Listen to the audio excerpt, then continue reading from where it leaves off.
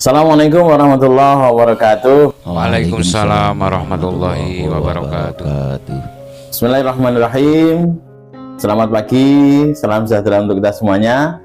Alhamdulillah pada pagi hari ini, pagi menjelang siang, kita dapat berjumpa kembali. Kita on air kembali dalam program podcast FKPAI Borobudur Menyapa. Dan hari ini kita kedatangan dua narasumber yang tentunya sudah tidak asing lagi di dunia perpodcastan FKPAI Borobudur Menyapa. Yang pertama beliau Bapak Haji Najib Multazam. Selamat pagi Bapak. Dan yang kedua adalah Bapak Muhammad Aziz. Selamat pagi. Sugeng Janguki Bapak. Dan alhamdulillah pada kesempatan hari ini ada momen yang sangat istimewa di bulan ini yang akan kita bincang-bincangkan bersama, kita rembuk bersama, dan kita minta pandangan dan juga tausiahnya dari kedua narasumber kita yang luar biasa ini. Di bulan Agustus ini ada dua momen yang momen besar. Yang pertama yaitu kepulangan haji, jamaah haji, kloter terakhir ya Pak ya, di bulan Agustus ini. Dan tentunya yang tidak kalah pentingnya adalah momen memperingati Hari Kemerdekaan Republik Indonesia yang ke berapa Pak Is? 78 ya. Alhamdulillah siang hari ini, siang yang sangat cerah ini, kita akan membahasnya bersama-sama dengan kedua narasumber kita ini. Yang pertama Bapak Najib dulu ya Pak Najib ya, kaitannya dengan kepulangan jamaah haji. Menurut Bapak, penyelenggaraan ibadah haji pada tahun ini, tahun 2023 ataupun bertepatan dengan tahun 1444 Hijriah, yang sekarang sudah 45 ya, tapi prosesnya kan dari 44 ya.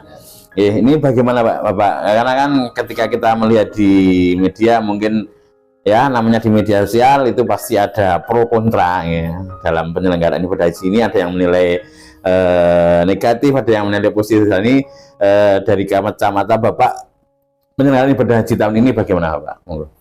Terima kasih. Assalamualaikum warahmatullahi wabarakatuh. Waalaikumsalam warahmatullahi wabarakatuh. Selamat pagi semuanya. Terima kasih kepada Pak Winten Moko yang telah memberikan kesempatan kepada kita untuk berbagi informasi berkaitan dengan jamaah haji. Alhamdulillahirrabbilalamin, pada tahun 2023 ini pemerintah yang terkait dengan Kementerian Agama ini kita ketahui bersama bahwa kloter pembagian kelompok terbang, nah ini untuk besok pagi, nah ini Pak, untuk besok pagi tanggal 3 hari Kamis ya, yaitu untuk kloter Sapu Jagat ini Pak.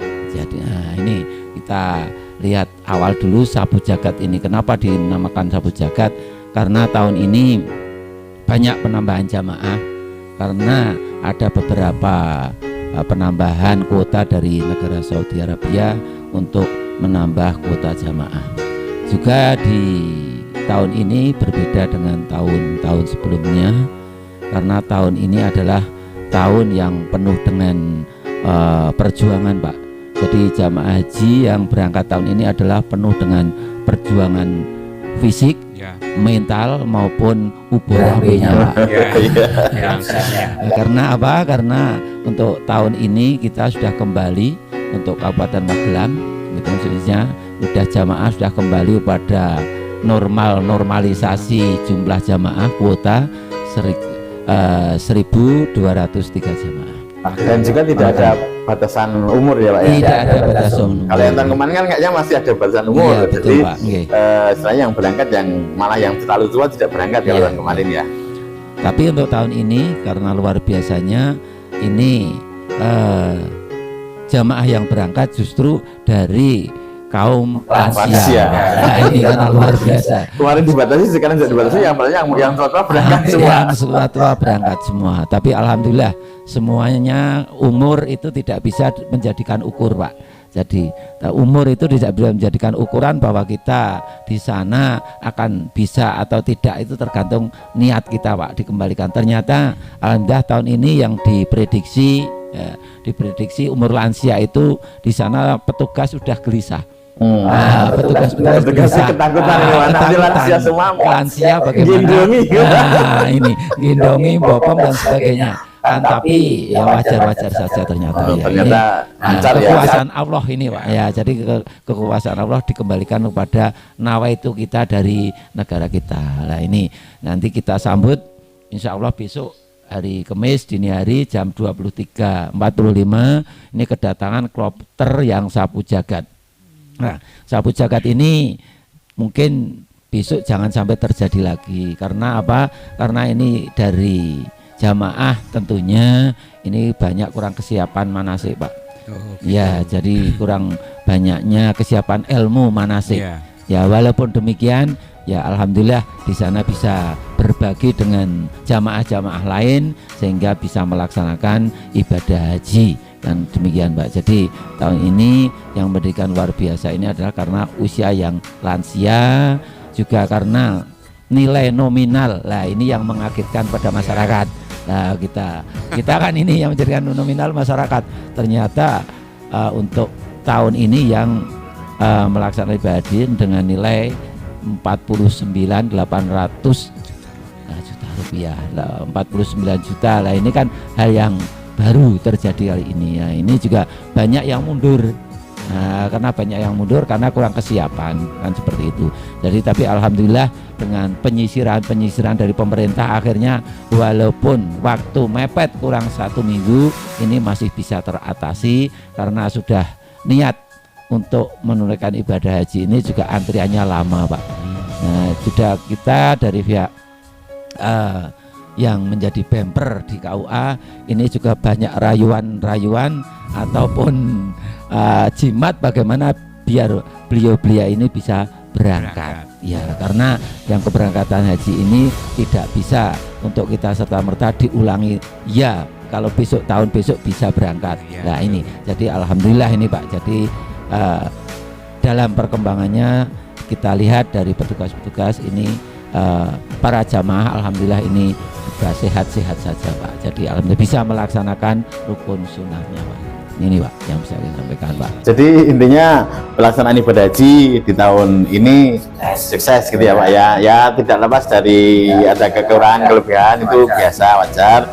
Sebenarnya tidak sampai terlalu banget ya. Sebenarnya tetap pelaksanaan ibadah haji pada tahun ini bisa dikatakan sukses, dan semoga nanti kedepannya untuk pelaksanaan ibadah haji lebih baik lagi, dan istilahnya masyarakat bisa melaksanakan ibadah haji dengan aman, nyaman, dan juga lancar semuanya, dan tentunya harapannya menjadi haji yang mabrur. Selanjutnya pertanyaan ke Bapak Muhammad Aziz ini terkait dengan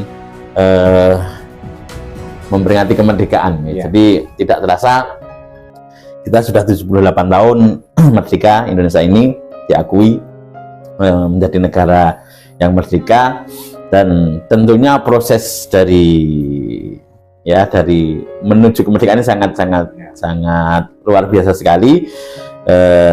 Maka dari itu kita yang tidak merasakan perjuangannya mengangkat senjata ini kan perlu tahu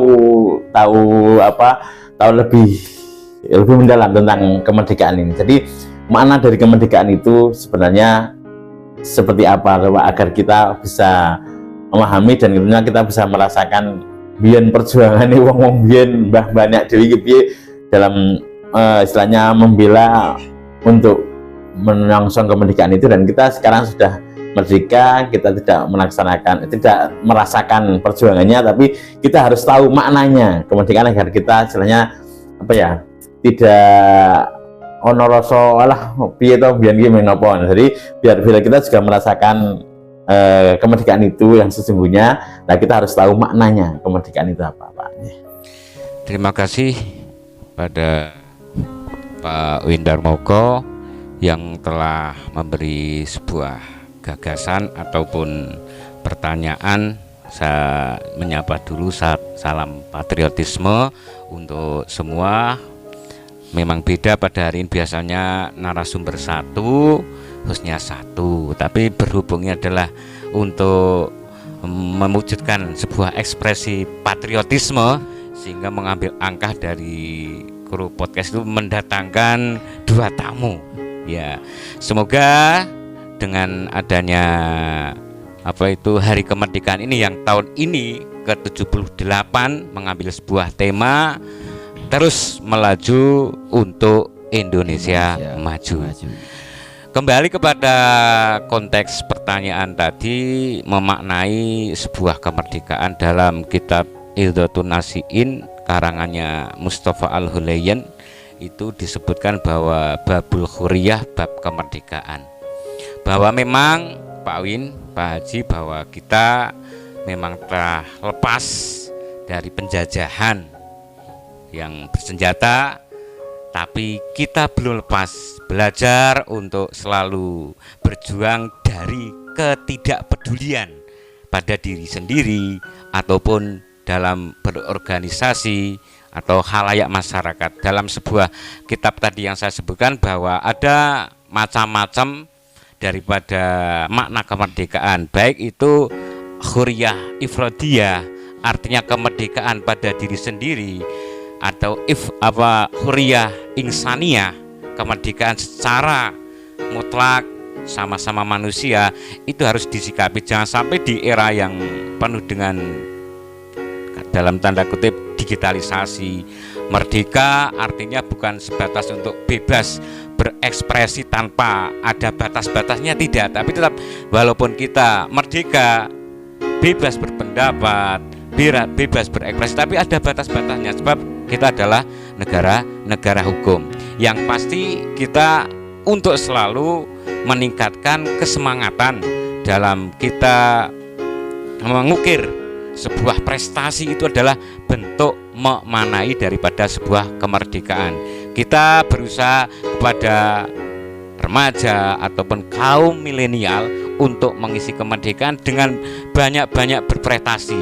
Kalau yang sepuh ya pasti meninggalkan sebuah prasasti dengan sebuah peninggalan bukan berarti secara peninggalan itu batu atau tidak, tapi prestasi yang kita canangkan dari kaum milenial itu bagaimana kita untuk lebih meningkatkan baik secara kepedulian kepada sesama atau kepada masyarakat yang betul-betul kita butuh untuk menyupport demi kesemangatan untuk kita wujudkan sebuah cita-cita yang luhur, yaitu lebih untuk rasa underbeni kepada bangsa dan negara NKRI ini. Kembali pada yang tadi sepuh itu mesti prasasti yang ditinggalkan, kebaikan jangan kita lupakan. Dalam buku karangannya Ir Soekarno itu jangan lupakan jas merah itu Pak. Nah, jas kali-kali jangan melupakan sejarah. Itu adalah baik kesimpulan untuk memaknai kemerdekaan. Mari kita song-song kemerdekaan ini dengan mengisi kemerdekaan yang lebih baik dan lebih bermartabat untuk keadilan dalam kemakmuran dan kemakmuran dalam keadilan.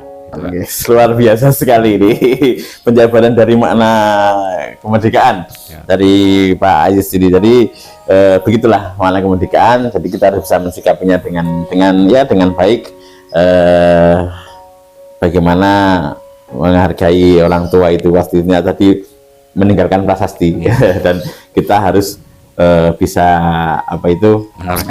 meneruskannya dengan berprestasi ya. Jangan sampai kita meninggalkan yang kebaikan-kebaikan yang sudah ditorehkan oleh orang-orang sebelum kita, tapi kita juga harus menunjukkannya dengan sebuah prestasi yang kita capai. Begitulah makna kemerdekaan, dan nanti tentunya membahas masalah kemerdekaan ini masih banyak sekali yang akan kita bahas. Nah, nanti kita lanjutkan. Sekarang kembali ke Pak Najib lagi, katanya dengan haji ya Pak Najib. Jadi setelah kepulangan jemaah haji, tentunya mereka semua punya harapan bahwa ibadah haji mereka yang sudah dilaksanakan itu harapannya menjadi haji yang mabrur. Nah, haji yang mabrur ini kan mungkin semua orang pasti menginginkannya. Semua orang yang ingin haji pasti akan berharap menjadi haji yang mabrur. Tetapi bagaimana? Pasti ada caranya Pak ini. Menjaga agar para jemaah haji ini bisa menjaga kemabrurannya. Itu caranya dengan bagaimana? Karena mungkin ini pun juga tidak semua orang yang haji itu bisa menjaganya, karena banyak haji yang ya pengen karena cuma punya duit banyak, kadang cuma ya mungkin ya kita tidak berprasangka, tapi ada yang cuma cari itu ada. Tapi kalau yang masyarakat kecil yang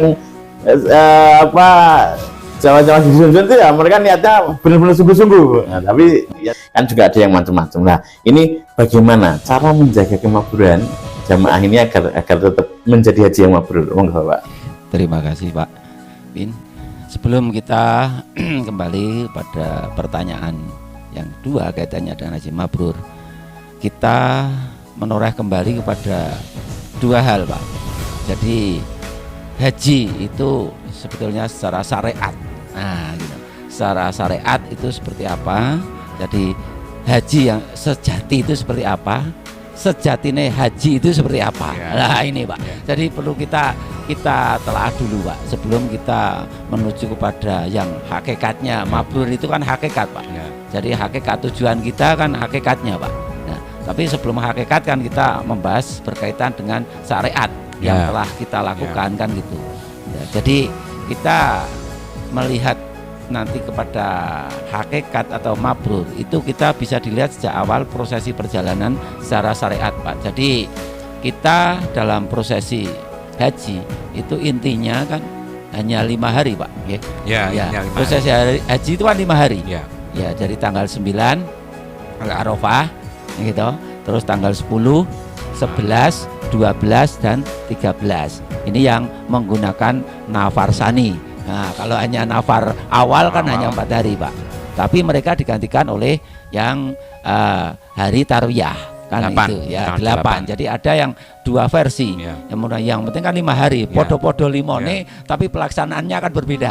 Nah, ada yang versi menggunakan tanggal 8 Dzulhijjah itu sendiri, 9 Arafah, nanti nahar, terus nahar, terus tasreknya nanti hari. Nah, ini tasrek ini mau diambil yang sampai awal atau sani kan gitu. Nah, ini Pak. Jadi prosesi haji kan itu. Jadi kita melihat di sana pelaksanaan apakah itu yang sakit atau yang sehat sama saja melakukan yang namanya wajib rukunnya tidak bisa ditinggalkan. Nah, ini. Jadi kesungguhan melakukan ibadah di haji itu bisa dilihat dari sana. Itu untuk mempertahankan kemabruran itu bisa dilihat di sana. Apakah di sana nyuwun sewu kita menggunakan fasilitas yang diberikan selama 44 hari kalau sekarang Pak ya. Sekarang 44 hari. Kalau ini kepotong penerbangan 2 hari berarti 42 hari ya.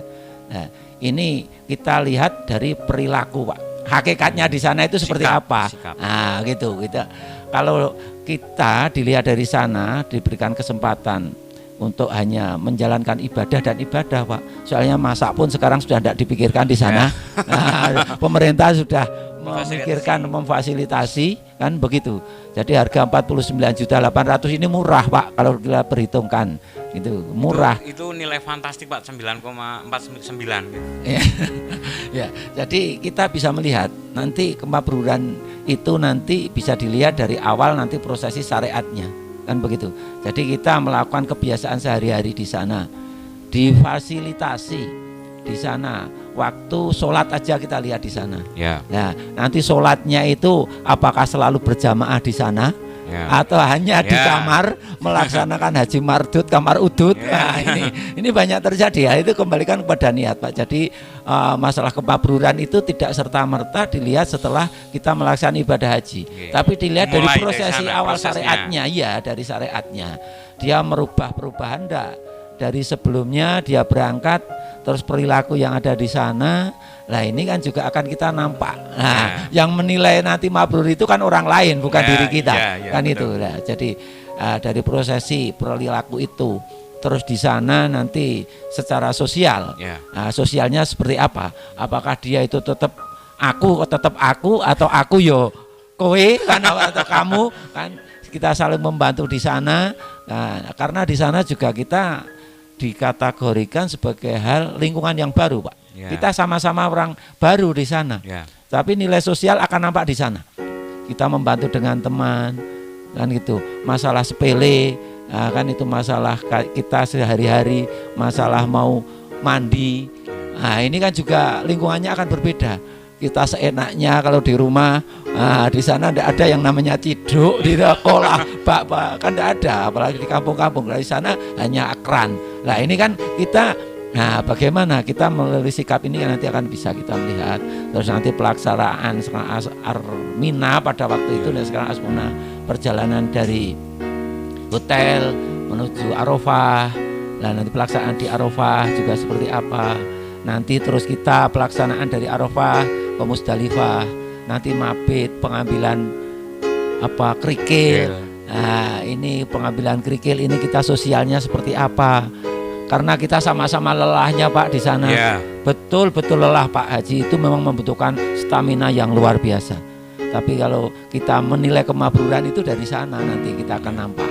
Jadi dari seperti prosesnya itu. di sana, Dari prosesnya di sana sampai selesai nanti kita melaksanakan balang jumroh, lempar jumroh, kan itu akobah, dari ula wusto akobah lagi, nanti mabit dan sampai kepada nanti tawafnya, peduli dengan teman atau tidak, tawaf ifadah, tawaf wada, sa'i dan sebagainya. Lah ini, Pak. Jadi proses nanti kemabruran itu bisa kita lihat dari syariatnya, pelaksanaan perilaku.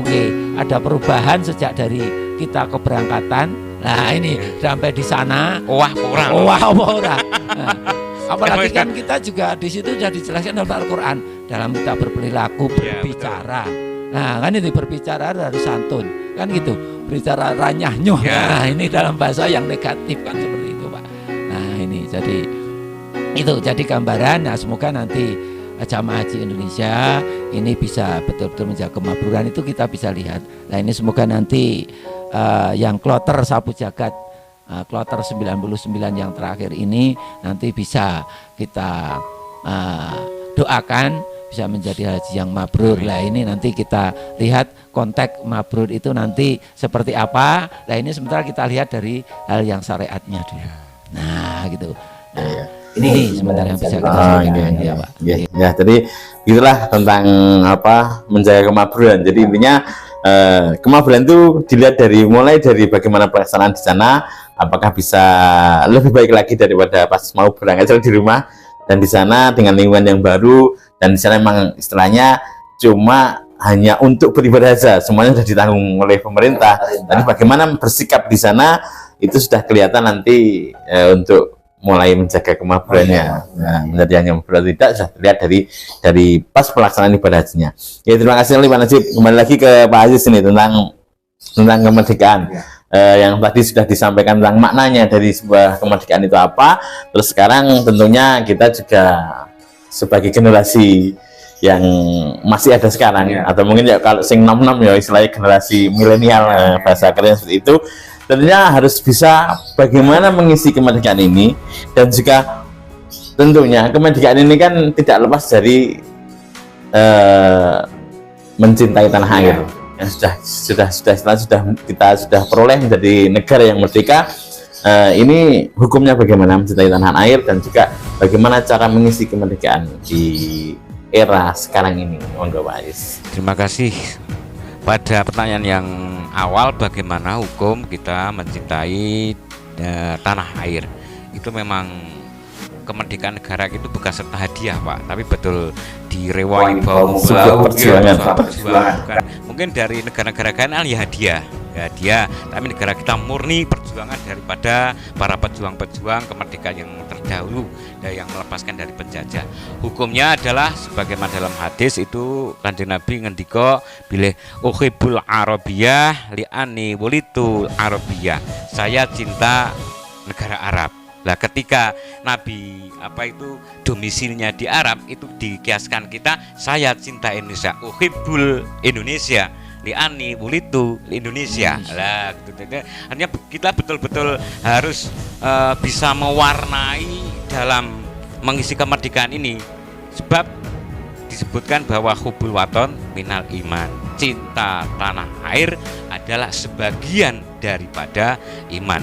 Bau membau kita pertahankan dari apa itu kalau dalam bahasanya IPA itu segala wilayah teritorialnya, baik dari udara, dari laut, dari apapun darat, kita pertahankan. Itu adalah bagian makna atau hukumnya mencintai dari sebuah tanah air, bahwa kita betul-betul cinta tanah air. Hukumnya adalah wajib. Ulitu al-Arabiyah li'ani ulitu bil Arabiyah. Saya lahir di negara Arab, saya cinta pada negara Arab. Nah, saya lahir di negara Indonesia, dia cinta negara Indonesia. Lah, kita mengalir pada pertanyaan yang kedua, yaitu masalah bagaimana teknis mengisi kemerdekaan. Tadi saya sudah sebutkan bahwa kemerdekaan itu ada beberapa macam, ada kemerdekaan yang bersifat personal, ifrodiyah, ataupun insaniah, jamaah. Ada lagi kemerdekaan tarbiyah dalam pendidikan. Ada huriyah iktisodiyah, kemerdekaan secara ekonomi. Nah, untuk membangun sebuah negara itu tidak dapat dipisahkan. Sebab dalam sebuah hadis bahwa negara itu bisa aman, bisa adil, adalah salah satunya adalah adilnya para pemimpin, dermawannya para agnia, dan doanya para kaum fakir, dan yang terakhir adalah ilmu ulama. Nah, jadi dari 4 pilar ini tidak dapat dipisahkan ketika manusia yang hidup dalam sebuah negara menginginkan sebuah negara yang madani atau yang maju.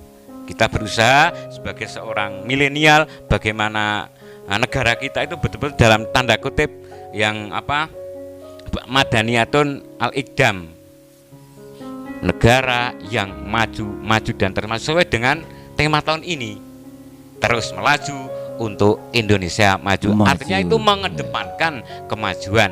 Nah, dalam ranah kemajuan ini perlu banyak bimbingan daripada negarawan-negarawan yang betul-betul murni. Sebab kadang ada yang sekarang nyonsewu dalam tanda kutip itu sok mengabal-abal. Artinya ingin sebuah pencitraan, Pak. Nah, dalam kisah seorang khalifah yang namanya Salahuddin Al-Ayyubi, itu ada sebuah kisah bahwa ada 3 orang yang ingin menjadi seorang negarawan, tapi dibalik keinginan itu lebih dominan untuk secara finansial, artinya adol negara untuk pribadi nih. Secara finansial ada poin-poin tersendiri untuk kepentingan pribadi. Dengan cerita daripada Salahuddin Al-Ayyubi itu dapat kita aplikasikan dalam kehidupan sehari-hari, khususnya kaum milenial. Jangan sampai negara kita dijual hanya untuk kepentingan pribadi ataupun golongan. Sebab kita memang Bhinneka Tunggal Ika, macam-macam, banyak pendapat, banyak perbedaan, tapi jangan dibesar-besarkan perbedaan. Tapi cukup satu, didominasi, kita support bagaimana persatuan yang harus kita bina.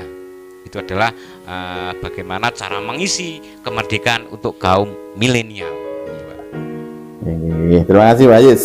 Jadi sudah istilahnya memupuk semangat kita ini untuk selalu mengisi kemerdekaan dengan hal yang baik. Jadi intinya monggo yang sudah 78 tahun kita merdeka, kita isi dengan kebaikan-baikan untuk kita semuanya.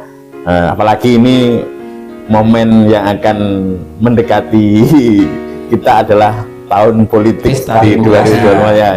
Jangan sampai nanti di situ makna kemerdekaan dan juga perjuangan para pahlawan yang sudah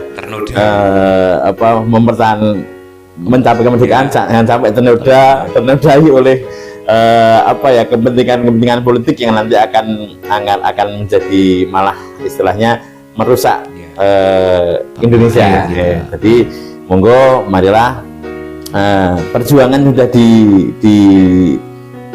yang sudah dicapai, mencapai kemerdekaan NKRI, tetap selalu kita jaga NKRI harga mati, jangan sampai dirusak oleh orang-orang yang tidak tanggung jawab, sing orang ngerasa kebiyen melu berjuang tapi malah mau mengobok-obok Indonesia. Kita tetap tadi disampaikan cinta tanah air, kita jaga betul-betul bahwa Indonesia tetap satu, Bhinneka Tunggal Ika, karena memang sudah dari dulu Indonesia memang sudah bermacam-macam agama, budaya, suku, ras, bahasa, tetapi dalam satu bingkai NKRI. Seperti mungkin hari ini baju kita juga bermacam-macam ya, pakai lurik, pakai batik, ini malah berontak-berontak, tapi kita tuh satu kesatuan podcast FKPI Borobudur menyapa. Mungkin dulu ya Pak ya, kesempatan hari ini.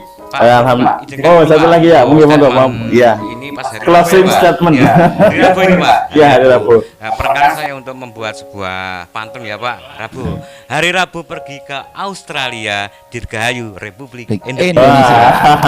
Yes.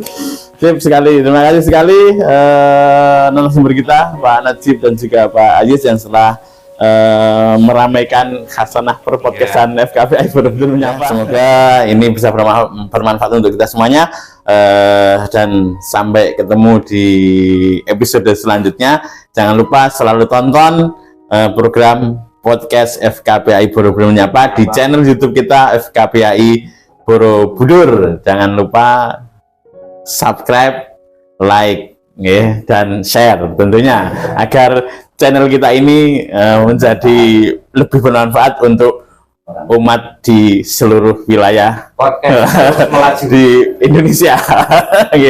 Demikian kurang lebihnya kami dalam menyampaikan pada siang hari ini.